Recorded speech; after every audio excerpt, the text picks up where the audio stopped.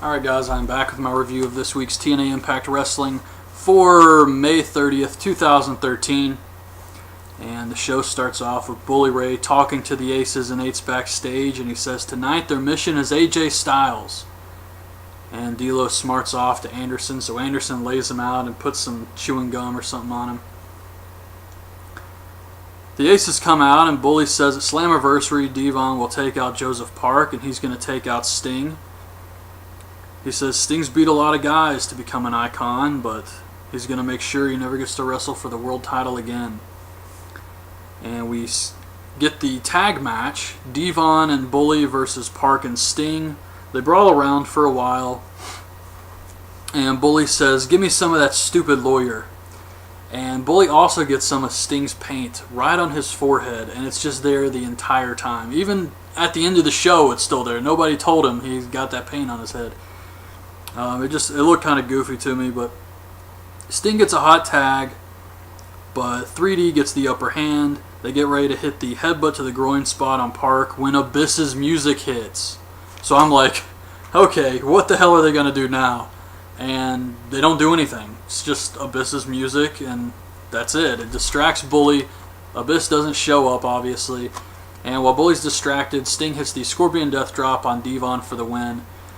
So Sting did go over here. They're trying to make him strong because I'm sure he's losing at the pay-per-view, and they wanted to protect him a little bit, I guess.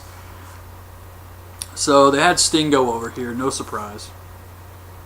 Angle says AJ didn't join the Aces and Eights, but he still did some pretty unforgivable things to him, and at Slammiversary it's going to be payback.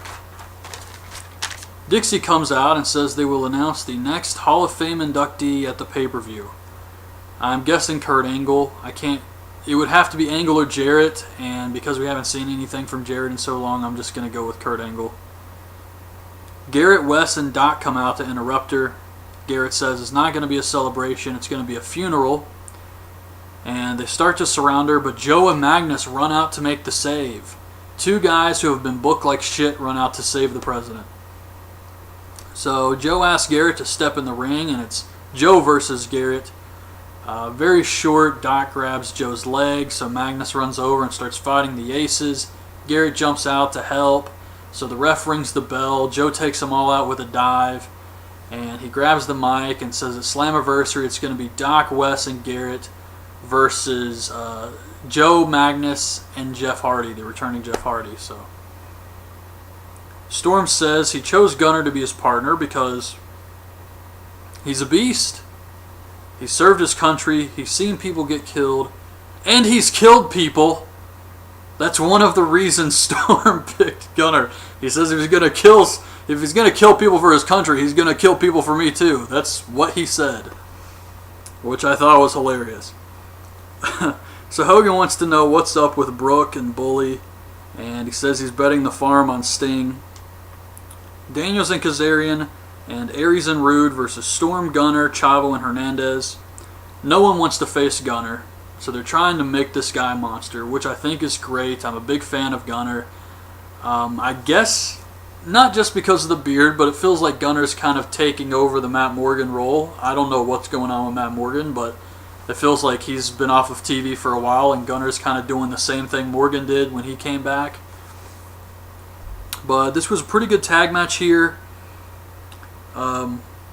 Gunner hits Aries with a backbreaker and makes him tap with the torture rack. AJ Styles shows up on his motorcycle. Bully tells Anderson he better take care of AJ tonight. Devon says he's going to take care of Park. Bully says Wes, Garrett, and Doc better take care of Hardy, Joe, and Magnus. He declares war on TNA and says he wants a lot of victims tonight. And if he doesn't get some victims, one or all of them might end up like D'Lo. And you do not want to end up like D'Lo. Mickie James comes out and thanks the fans for their support. Says there's a small group of fans that question how she won the title. So she asks Velvet to come out, and she reminds everyone that she did ask Velvet if she wanted to postpone the match until her leg was better. Which is true, but they're definitely turning Mickie James heel. And Velvet says she wants a rematch at Slammiversary, but Mickie says we can't do that because Brooke already made Gail Kim versus Taryn Terrell at Slammiversary, but afterwards is fine. So Gail comes out and says Mickie wouldn't have won the title in the first place if she didn't take out Velvet's knee. And Gail attacks Velvet. She drags her to the post. Mickie doesn't help at all. She just watches. However, Taryn Terrell runs out and chases Gail Kim away. And then we get Taryn and Chris Sabin versus Gail and Kenny King. I thought this was a pretty bad match, actually. It was something different, so it had that going for it, but it wasn't very good. Taryn spears Gail, and Sabin hits the hooked leg driver, I guess you'd call it, on King for the win.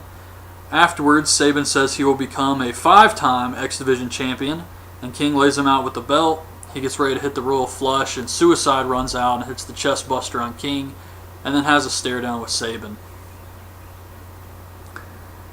A Sting video about facing Flair, Hogan, Angle, Jarrett, and how he's going to defeat Bully and take away his power.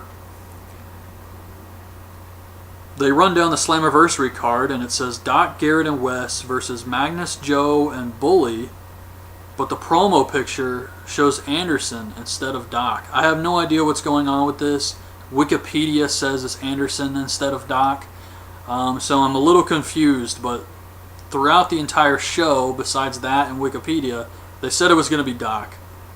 Does this really matter? No, but something I noticed. AJ versus Anderson. I didn't think this match was very good, and I don't know what was up with the crowd, but it seemed like they kind of died for this one.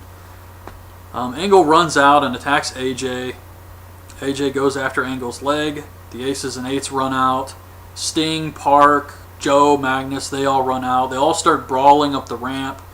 Sting and Bully are left in the ring. They trade shots. Sting gets Bully in the Scorpion Deathlock. They're still trying to make him look strong. And then he gets attacked from behind by Devon. They hit the 3D on Sting. And Bully Ray still has Sting's face paint on his forehead. But yeah, that was Impact this week. So that was the go-home show for Slammiversary. I thought it was a pretty good show. They built up the angles and everything. Tag match, the X Division match, the main event. So I was fine with that. Matches weren't the best. That's really the only complaint I have is the matches could have been better, but the tag match was very good.